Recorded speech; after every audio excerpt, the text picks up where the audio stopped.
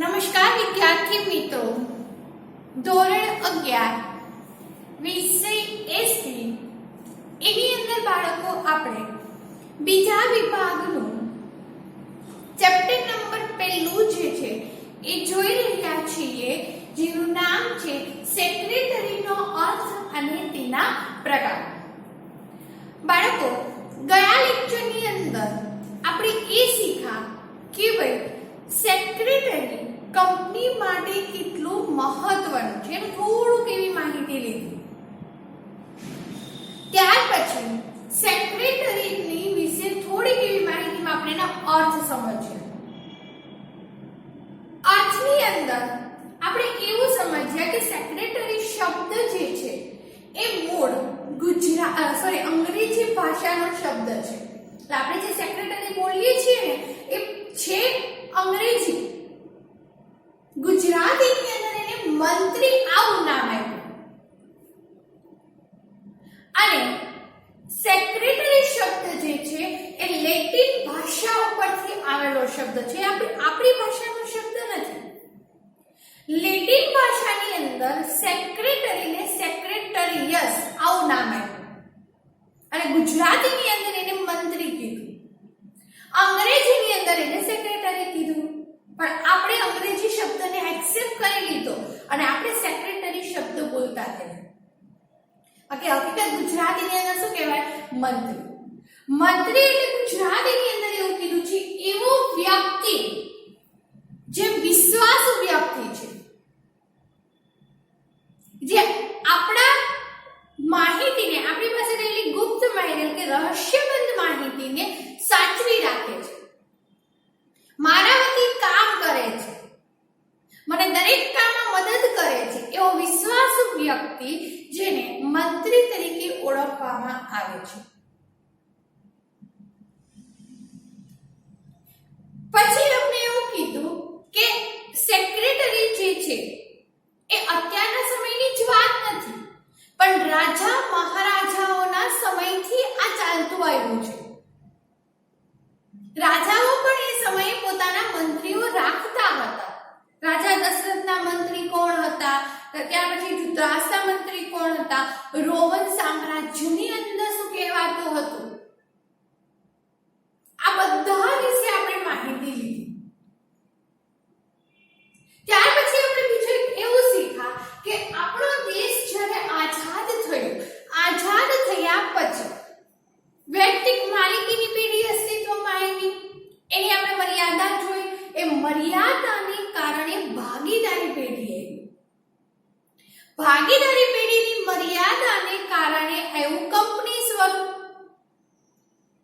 જેવી ધીમે ધીમે ધીમે કંપનીની સ્થાપના થઈ એટલે કંપની સ્વરૂપે એટલો પગદંડો જમાવી દીધો, પોતાનો વિસ્તાર, પોતાનો વિકાસ ટૂંક સમયની અંદર એટલો કરી દીધો કે ધીમે ધીમે ધીમે બહુરાષ્ટ્રીય કંપની અસ્તિત્વમાં આવી.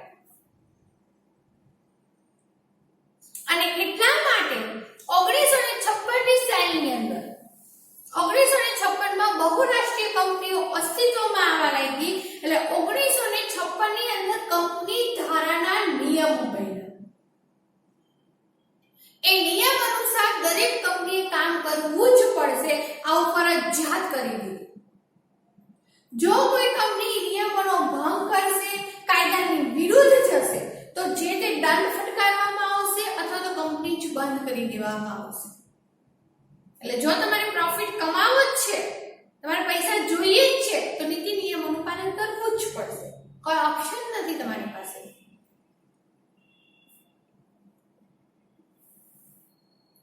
સમજણ પડી? તો 1956 ના કંપની ધારા પ્રમાણે બધી જ કંપનીઓ ધીમે ધીમે ધીમે અસ્તિત્વમાં આવી. પછી સમય એટલો ઝડપથી વધ્યો કે ટેકનોલોજીની અંદર સુધારા વધારા થયા. ડિજિટલ માર્કેટ ઊભું થયું. લોકો વધારે ને વધારે વસ્તુઓનો ઉપયોગ કરતા થયા. એટલે એવું લાગ્યું કે ભાઈ હવે અમુક થોડાક નીતિ નિયમોની અંદર ચેન્જ કરવા જેવું છે. સિચ્યુએશનને ધ્યાનમાં રાખીને, માર્કેટને ધ્યાનમાં રાખીને એટલે 1956 નો જે કંપની ધારો હતો એને કન્વર્ટ કરી દીધું 2013 ના કંપની ધારાની અંદર. એટલે જૂનો કંપની ધારો 1956, નવો કંપની ધારો 2013 અને મેં તમને એ પણ કીધું કે અત્યારે આપણે જે ભણીએ છીએ એ અત્યારના કંપની ધારા કે 2013 ના કંપની ધારા પ્રમાણે આપણે ભણીએ છીએ. એટલી વસ્તુ આપણે શીખ્યા. એટલું જ મહત્વનું આપણો આગળનો ટોપિક છે જેનું નામ છે સેક્રેટરીની વ્યાખ્યા. સેક્રેટરીના અર્થ ઉપરથી આપણે શું શીખવા બાળકો કે ભાઈ સેક્રેટરી શબ્દ શું છે, હકીકતમાં સેક્રેટરીને કહેવાય શું, એ શબ્દ આવ્યો ક્યાંથી, પહેલાના સમયની અંદર જેઓ મંત્રીઓ રાખતા હતા એ મંત્રીઓના નામ શું હતા, એટલી માહિતી આપણે અર્થ ઉપરથી લીધી. હવે વ્યાખ્યા અલગ અલગ પ્રકારની 3 એવી પ્રકારની વ્યાખ્યા આપેલી છે. વ્યાખ્યા ઉપર જાઓ એ પહેલા હું તમને ચોખવટ કરી દઉં. જો એક્ઝામની અંદર તમને સ્પેસિફાઈ કર્યું છે કે ચોખવટ કરેલી છે કે આ મુજબ સેક્રેટરીની વ્યાખ્યા લખો, આવું તમને કીધેલું, આપણે હમણાં જોશું ને તમને આઈડિયા આવશે. આ મુજબ સેક્રેટરીની વ્યાખ્યા લખો, આવું જો તમને સ્પેસિફાઈ કરેલું છે તો તમારે ફરજિયાત એ જ વ્યાખ્યા લખવાની રહેશે. તમને કંઈ જ નથી કીધું, જસ્ટ તમને એટલું જ કીધું છે કે સેક્રેટરીની વ્યાખ્યા લખો. તો અહીંયા આપણે 3 પ્રકારની છે, 3 માંથી કોઈ પણ એક લખશો તો ચાલશે. કઈ ચોખવટ ના કરી હોય ને ત્યાંની વાત છે. જો ચોખવટ કરી છે તો તમારે એ જ લખવાની રહેશે. કમ્પ્લીટ? ચલો જોઈએ સામાન્ય અર્થમાં. પહેલા તો આપણે સામાન્ય અર્થમાં સેક્રેટરી શું છે એક એક શબ્દને પકડવાનું છે અને સમજવાનું છે. જોઈએ સેક્રેટરી એટલે એવી વ્યક્તિ કે જે અન્ય વ્યક્તિ, મંડળી, કોર્પોરેશન કે જાહેર સંસ્થા વતી ખાનગી રહસ્યોની જાળવણી કરે છે. ખાસ ધ્યાન રાખજો, સેક્રેટરી એટલે એવી વ્યક્તિ જે અન્ય વ્યક્તિ એટલે માનો કે મારા વતી મંડળ, કોઈ આખું ગ્રુપ છે એના વતી, કોર્પોરેશન કોઈ આખી સંસ્થા છે એમના વતી, જાહેર સંસ્થા વતી ખાનગી રહસ્યોની જાળવણી. ખાનગી રહસ્યો એટલે ગુપ્ત વાત. આપણે કહીએ ને કે દરેક બિઝનેસમેનની બિઝનેસ કરવાની મોનોપોલી હોય છે. તમને એક સિમ્પલ એક્ઝામ્પલ આપું. આપણે બધા ઓબ્ઝર્વ કરેલું છે, આપણે પાણીપુરી ખાવા બહાર જઈએ છીએ તો બહારના ટેસ્ટમાં અને પાણીપુરી આપણે ઘરે બનાવીએ છીએ, બંનેના ટેસ્ટની અંદર બહુ બધું ડિફરન્ટ હશે જ. સમજણ પડી? જે તમે બહાર ખાઓ છો એનો ટેસ્ટ તમને અલગ આવશે, તમે ઘરે જે ખાઓ છો એનો ટેસ્ટ અલગ આવશે. અને તમે જો તમારી એવી સેમ એવી ઘરે બનાવી છે તો તમે એને પૂછજો, એની જે મોનોપોલી હશે ને એ તમને નહીં, કારણ કે એનો બિઝનેસ કરવા પાછળનું અંદરનું રહસ્ય છે. સમજણ પડી? તો કંપનીની અંદર આમ તો કેટલી બધી રહસ્યમય બાબતો હોય છે. એક બાબત નથી હોતી, બહુ બધી બાબતો હોય છે. તો સેક્રેટરી એટલે આવા જ ખાનગી રહસ્યોની જાળવણી કરવાની છે. સપોઝ કે હું કોઈ ધંધાની અંદર કામ કરું છું અને હું કંપનીનો સેક્રેટરી છું, તો મને ખબર હશે કે ભાઈ મારો માલિક જે છે એ કેવી રીતના કંપનીની અંદર પ્રોફિટ કમાય છે. પણ જો હું એ જ વાત કોઈ બીજા વ્યક્તિને કહી દઉં તો રહસ્યોની જાળવણી થઈ છે એવું કહી શકાય નહીં. સમજણ પડી? એટલે ખાનગી રહસ્યોની જાળવણીનો મતલબ થાય છે ગુપ્ત વાતને જાળવી રાખવી, કોઈને લીક કરવી નહીં. પત્ર વ્યવહાર કરે છે. પત્ર વ્યવહાર કરવો એટલે બાળકો, મારી યોગ્ય સમય બહુ મોટી કંપની લઈને બેઠેલી છું, હજારોની સંખ્યામાં કર્મચારીઓ કામ કરે છે, તો એની અંદર મારે સમયાંતરે કે સમય અનુસાર મીટિંગનું આયોજન કરવું પડે. મારે બધા પાસેથી રિપોર્ટ કવર લેતો રહેવો પડે, જેથી મને ખબર પડે કે મારી કંપનીની અંદર જે કામ થાય છે એ કામ સમયસર ને વ્યવસ્થિત જ થાય છે ને. કારણ કે જો મારે એક કામ વ્યવસ્થિત નહીં થાય તો મને લાખો રૂપિયાનું નુકસાન થશે. મેં નુકસાન કરવા માટે તો કે કંપનીની સ્થાપના ના કરી હોય. એટલે હું શું કરીશ, સમય અનુસાર શું કરીશ, રિપોર્ટ માંગીશ, બધા જ પ્રકારની મીટિંગનું આયોજન કરી, બહારના લોકો સાથે કનેક્ટેડમાં રહીશ, માર્કેટ સાથે કનેક્ટેડમાં રહીશ, આપલે કરવી પડે તો એને કહેવાય પત્ર વ્યવહાર. પત્ર વ્યવહાર કરે છે તેમજ દસ્તાવેજો, કરાર અને દફતર સંભાળે છે. દસ્તાવેજો, કંપનીની અંદર બહુ બધા દસ્તાવેજો હશે તો એ દસ્તાવેજોને સંભાળીને રાખવાના છે. કરાર કરવાનો, માનો કે શેર હોલ્ડર મારી કંપનીની અંદર આવ્યા તો શેર હોલ્ડર અને કંપની વચ્ચે કરાર થશે. ડિબેન્ચર હોલ્ડર મારી કંપનીની અંદર આવ્યા તો ડિબેન્ચર હોલ્ડર અને કંપની વચ્ચે કરાર થશે. કોઈ વ્યક્તિ માટે કોન્ટ્રાક્ટ બેઝ ઉપર કામ કરે છે તો વ્યક્તિ અને કંપની વચ્ચે કરાર થશે. તો આ કરારો બનાવવાનું કામ કોણ કરે છે? સેક્રેટરી. અને દફતર સંભાળ, દફતર એટલે એ આપણો જૂનો શબ્દ છે, આખી કંપનીનું વહીવટ સંભાળે છે. તે ઉપરાંત તેને સોંપવામાં આવેલા કાર્ય કરે છે. એટલું તો સેક્રેટરી કરવાનું છે. એટલું એટલે ખાનગી રહસ્યોની જાળવણી કરવાનું, પત્ર વ્યવહાર કરવાનો, દસ્તાવેજોને સંભાળી રાખવાના, કરારો કરવાના, ત્યાર પછી દફતર સંભાળવાનું, એટલું તો કરવાનું જ છે. પણ એ સિવાય કંપનીના માલિક એને જે કામ સોંપે ને એ કામ એને કરવાનું રહેશે. અહીંયા પહેલા તમને કહી દઉં, સેક્રેટરી જે છે ને એ કંપનીના માલિક વતી કામ કરશે. એટલે કંપનીના પહેલા નંબરનો વ્યક્તિ કોણ આવશે? કંપનીનો માલિક ખુદ. બીજા નંબરનો વ્યક્તિ આવશે સેક્રેટરી. આ ખાસ ધ્યાન રાખજો. સપોઝ ફોર એક્ઝામ્પલ આપું, મેં આખી મારી કંપની ઊભી કરી. મેં મારી કંપની ઊભી કરી છે. કંપનીની અંદર મને એક કામ નથી, બહુ બધા કામ છે. મેં તમને સ્ટાર્ટિંગમાં જ એક્ઝામ્પલ આપ્યું હતું કે હું એઝ અ ટીચર તરીકે જોબ કરું છું. મને બધા સબ્જેક્ટ લેવાનું કે તો બની શકે કે હું કોઈ એક સબ્જેક્ટ ઉપર વ્યવસ્થિત ધ્યાન નથી આપી શકતી. એક નહીં, ચલો 2 સબ્જેક્ટ ઉપર વ્યવસ્થિત ધ્યાન ન આપી શકું. પણ આ જ વસ્તુ ડિવાઈડ કરી દઉં તો બધું જ કામ સમયસર અને વ્યવસ્થિત થાય, રિઝલ્ટ પણ વ્યવસ્થિત મળે. એટલે હું શું કરું? કંપનીનો આખો જે વહીવટ છે એ આખો વહીવટ હું જાતે નથી સંભાળી શકતી. એટલે મારા વતી કોઈ એક વ્યક્તિની નિમણૂક કરું છું. મારા વતી હું જે વ્યક્તિની નિમણૂક કરું ને એ વ્યક્તિ બને મારી કંપનીનો સેક્રેટરી. હવે મારું કામ શું છે? સેક્રેટરી મને યાદ અપાવશે કે આ દિવસે આપણે મીટિંગ કરવાની છે. આ શેરહોલ્ડરના આવા પ્રશ્નોનો આ શેરહોલ્ડરની આવી સમસ્યા છે, આ ઉત્પાદન વિભાગની અંદર આવું થઈ રહ્યું છે. મારે પછી બેઠા બેઠા ખાલી સોલ્યુશન લાવવાનું છે. મીટિંગનું આયોજન થાય તો આયોજન કોને કરવાનું? સેક્રેટરી. મારે ખાલી મીટિંગ અટેન્ડ કરવાની રહેશે. સમજાય? પણ મારા વતી પત્ર વ્યવહાર, મારા વતી કોઈને મેલ મોકલવાનો છે, કોઈને પત્ર લખીને મોકલવાનો છે તો એ કામ કોણ કરશે? સેક્રેટરી કરશે. એટલે મારા વતી બધું કામ કોણ કરે? કંપનીનો સેક્રેટરી. કમ્પ્લીટ. આ સામાન્ય અર્થની અંદર કીધું છે કે ભાઈ સેક્રેટરી એટલે શું? તો સેક્રેટરી એટલે એવી વ્યક્તિ કે જે અન્ય વ્યક્તિ, મંડળ, કોર્પોરેશન કે જાહેર સંસ્થા વતી ખાનગી રહસ્યોની જાળવણી કરવી, પત્ર વ્યવહાર કરવા,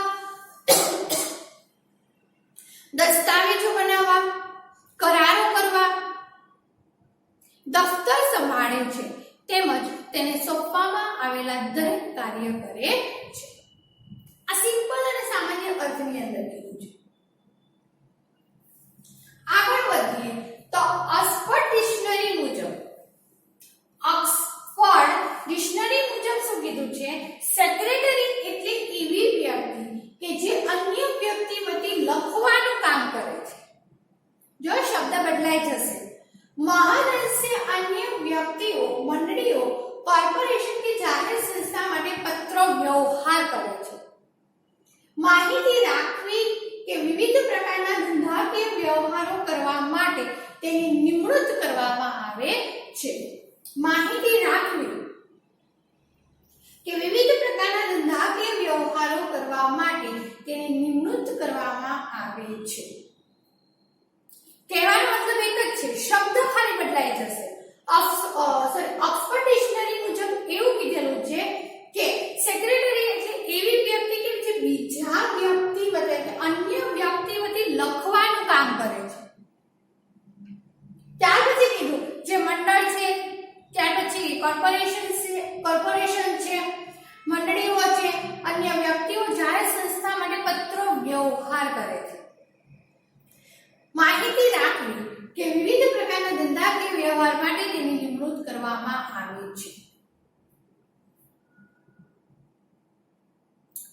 ક્લિયર? જો તમને સ્પેસિફાઈ કર્યું છે એક્ઝામની અંદર કે ઓક્સફર્ડ ડિક્શનરી મુજબ સેક્રેટરીની વ્યાખ્યા જણાવો તો તમારે આ જ લખવું પડશે કે સેક્રેટરી એટલે એવી વ્યક્તિ કે જે અન્ય વ્યક્તિ વતી લખવાનું કામ કરે છે, જે મહાન હશે મંડળી, કોર્પોરેશન, અન્ય વ્યક્તિ કે જાહેર સંસ્થા માટે પત્ર વ્યવહાર કરે છે.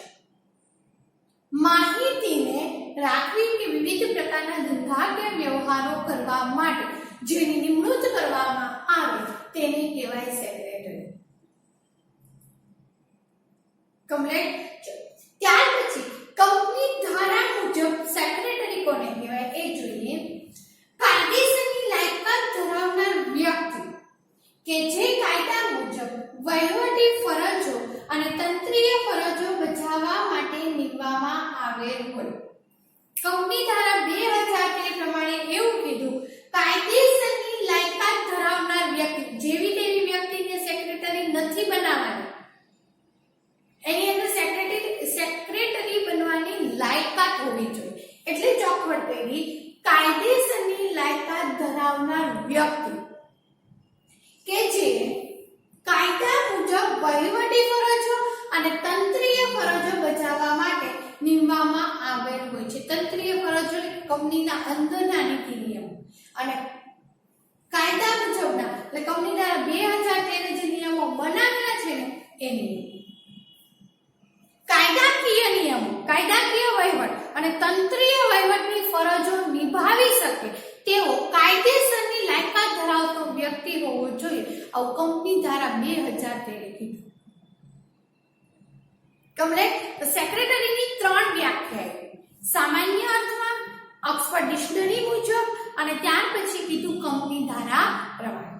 જો ત્રણેયમાંથી ચોખવટ કરી કે કંપની ધારા પ્રમાણે તો એ લખવાનું, ઓક્સફર્ડ ડિક્શનરી મુજબ તો એ લખવાનું, સામાન્ય અર્થમાં તો એ લખવાનું. કઈ નથી કીધું તો ત્રણેયમાંથી તમને જે આવડતું હોય લખી શકો છો. કમ્પ્લીટ. હવે આના ઉપરથી આ વ્યાખ્યા ઉપરથી કેટલાક સેક્રેટરીના લક્ષણો અસ્તિત્વમાં છે. જો એ લક્ષણ એની અંદર પહેલું યોગ્ય લાયકાત ધરાવતો હોવો જોઈએ. સૌપ્રથમ મારી કંપનીની અંદર જે વ્યક્તિ સેક્રેટરી તરીકે આવે છે એ વ્યક્તિની અંદર સૌપ્રથમ તો લાયકાત હોવી જોઈએ.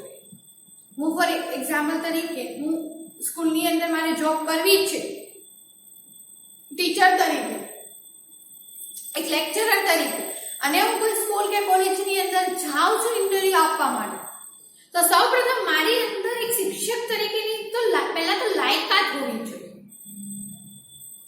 એટલે પહેલું શું કીધું છે કે જે વ્યક્તિ તમારી ત્યાં સેક્રેટરી તરીકે આવે છે એની અંદર યોગ્ય લાયકાત હોવી જોઈએ. આ પહેલું લક્ષણ આ છે. બીજું, જેનામાંથી કાર્ય કરે છે તેની અંગત બાબતો અને રહસ્યો જાણે છે અને તેને ગુપ્ત રાખે છે. જેના વતી કાર્ય કરે છે. મેં તમને હમણાં જ એક્ઝામ્પલ આપ્યું કે મેં કંપનીની સ્થાપના કરી છે, હું બધું જ કામ એક સાથે નથી કરી શકતી, બધા જ કાર્યો ઉપર ધ્યાન નથી આપી શકતી, એટલે મેં મારા કામની અંદર મદદ થઈ શકે, બધા કામો પર વ્યવસ્થિત ધ્યાન આપી શકું, એટલે મેં કોઈ વ્યક્તિની નિમણૂક કરું છું.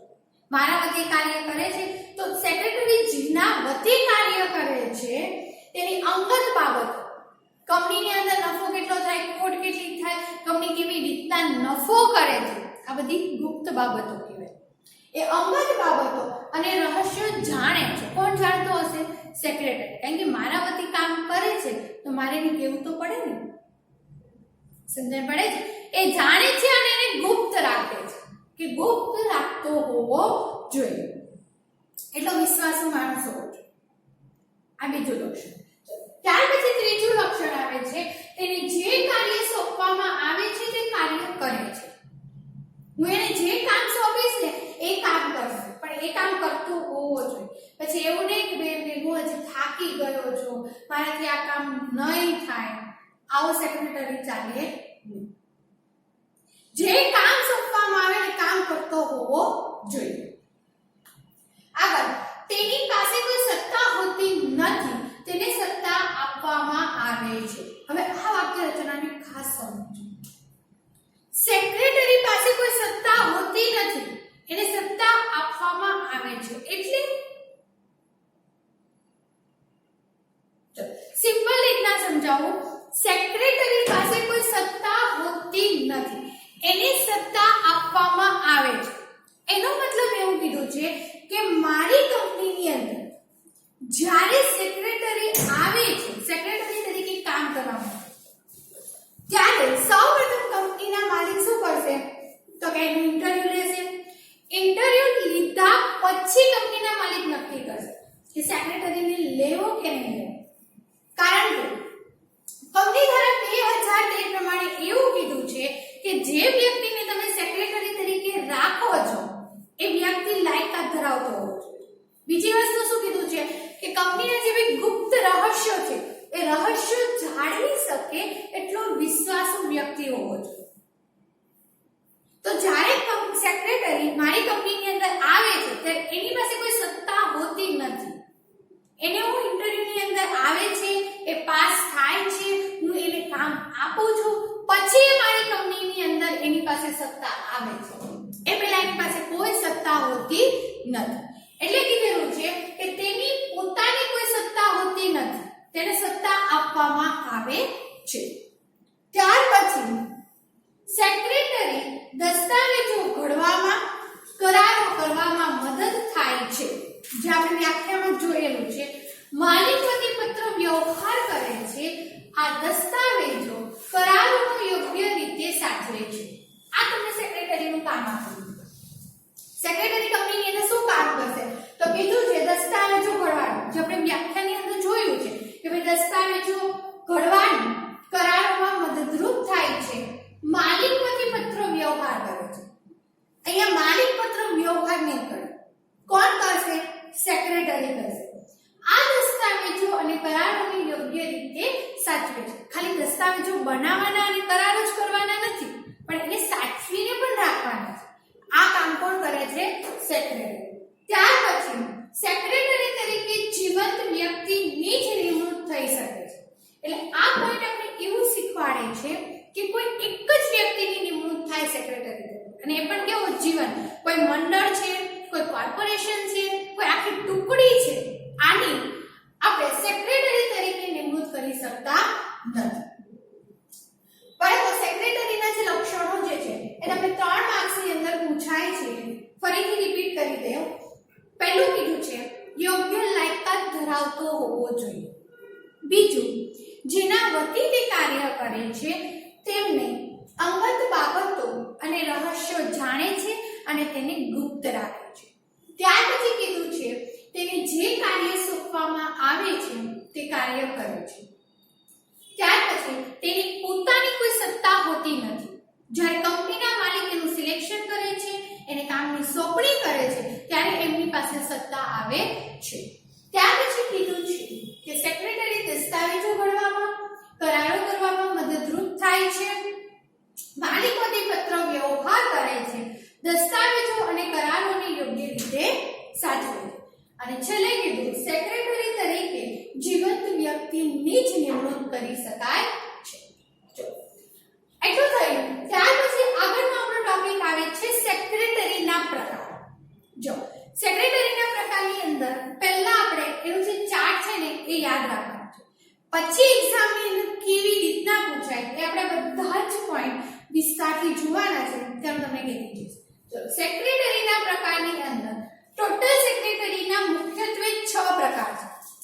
પહેલું ખાનગી, બીજું રાજકીય, ત્રીજું કંપની, ચોથું રાજદૂત, પાંચમું વિભાગીય અને છઠ્ઠું છે મંડળના સેક્રેટરી. પહેલા આપણે એના જે મુખ્ય જે 6 પ્રકારો છે એને યાદ રાખવાના છે. ખાનગી, રાજકીય, કંપની, રાજદૂત, વિભાગીય અને મંડળ.